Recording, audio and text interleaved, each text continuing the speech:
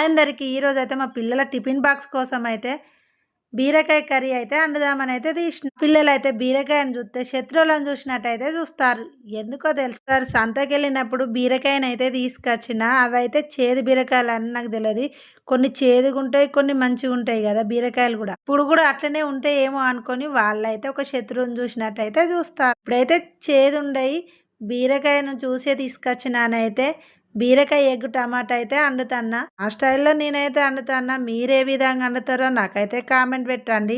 అయితే పెట్టిన ఆయిల్ అయితే పోసిన. ఆయిల్ కాగిన తర్వాత కొద్దిగా మెంతాకు, పచ్చిమిర్చి, ఉల్లిగడ్డ అయితే వేసుకున్నా. తర్వాత కొద్దిగా అంత అల్లం, పసుపు వేసుకొని టమాటా వేసుకొని ఉడికించి బీరకాయ కూడా వేసుకొని కలిపిన. బీరకాయ ఉడికిన తర్వాత కొద్దిగా ఉప్పు వేసుకొని మిర్చి అయితే కొన్ని వేసుకున్నా. నేనైతే మళ్ళీ కొద్దిగా కారం అయితే వేసుకుంటాను. కారం అయితే ఉడికిన తర్వాత ఎగ్స్ అయితే కొట్టి పోసుకోవాలి.